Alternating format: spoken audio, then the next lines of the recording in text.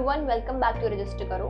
आज के वीडियो में हम जानेंगे प्राइवेट लिमिटेड कंपनीज के एनुअल कंप्लायंस के बारे में। Everything you need to know from filings to benefits, meetings and cost of it. Let's start. Private limited company एक ऐसा बिजनेस स्ट्रक्चर है जहाँ पे कंपनी का ओनरशिप सिर्फ कुछ सिलेक्टेड शेयर होल्डर्स के पास ही होता है और इसके शेयर्स पब्लिक में ट्रेड नहीं होते। कंपनीज एक्ट 2013 के अंदर एनुअल कंप्लायंस एक लीगल रिक्वायरमेंट है जिसको पूरा करना मैंडेटरी होता है। इसके बेनिफिट्स हैं legal protection, enhanced credibility, operational efficiency and investor confidence. Now let's move on to ROC filings, that is Registrar of Company Filings. These are mandatory annual documents that you must submit to the Ministry of Corporate Affairs. अभी जो आपको screen पे दिख रहा है, these are the important filing forms along with their purpose and due date. Now let's cover statutory meetings. You can't miss these. First is the annual general meeting, that is the AGM. AGM financial year खत्म होने के 6 months के अंदर करना होता है। That is, अगर financial year 31 मार्च को खत्म हो रहा है तो AGM 30 सितंबर तक हो जाना चाहिए और प्रीवियस AGM के बाद 15 मंथ से ज्यादा डिले भी नहीं होना चाहिए।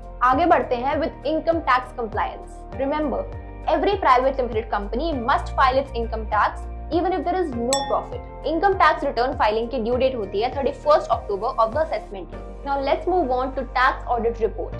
If your turnover crosses the threshold, that is 1 crore for business and 50 lakhs for professionals, then tax audit is mandatory, जिसका due date होता है 30th September of the assessment year. Now moving forward to GST compliance, if registered. अगर आपकी company GST registered है तो ये filings भी उतनी ही important. File GST return 1 by the 11th of the next month and file GST return 3B by the 20th of the next month or quarterly if applicable. Annual GST return or GST return 9 needs to be filed by 31st December following the end of the next financial year. GST return 9C, that is the reconciliation statement, is applicable if your annual turnover exceeds 2 crores. इसका due date है 31st December following the end of the financial year. Moving forward with event-based compliance.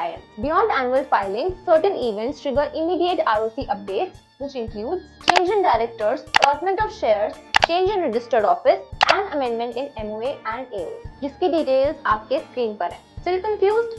Let Register Karo make it easy for you.